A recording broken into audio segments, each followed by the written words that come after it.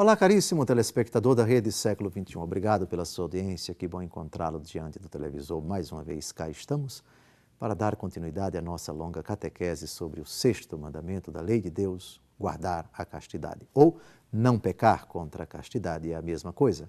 Programa sob a responsabilidade do Ordinariado Militar do Brasil. A disposição de ser casto, de viver a castidade em sua plenitude, comporta a necessidade de buscar os meios. Quais são os meios para se viver a castidade? São 5 meios. Nós já tratamos dos 4 primeiros nos 4 programas anteriores. Hoje nós vamos falar do último.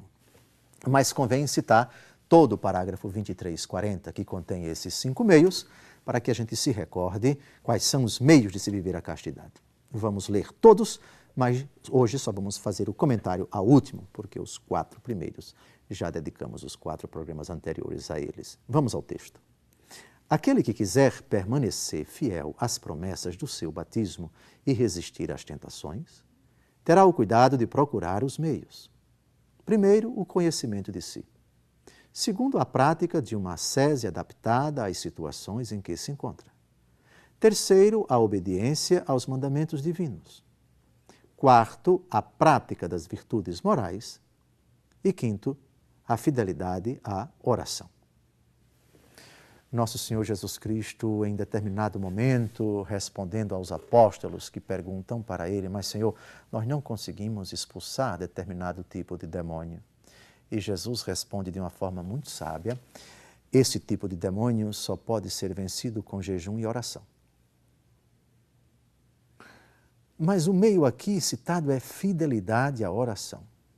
Fidelidade à oração comporta um propósito constante de ser pontual e realizar com as devidas disposições a oração.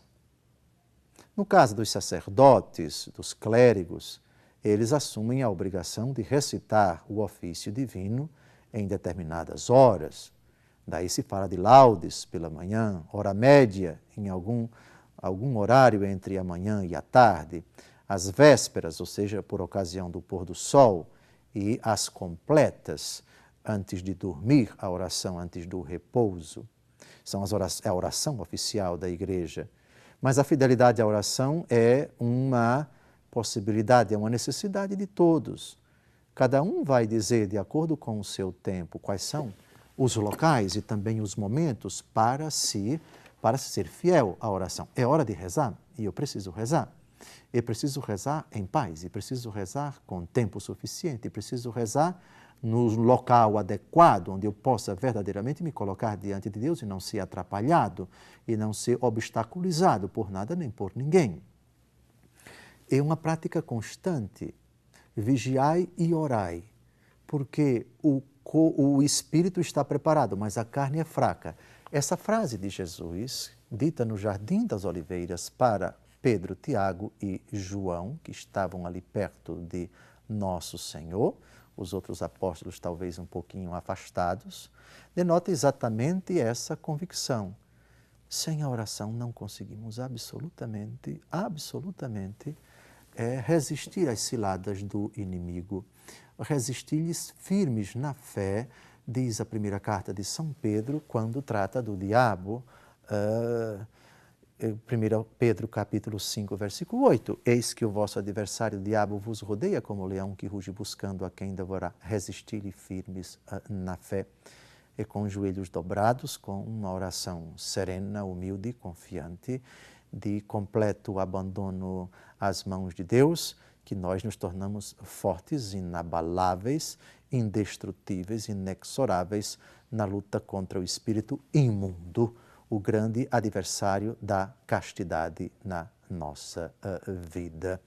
Portanto, fidelidade à oração significa propósito renovado, constante, reiterado de uma vida de oração. E não apenas em momentos esporádicos.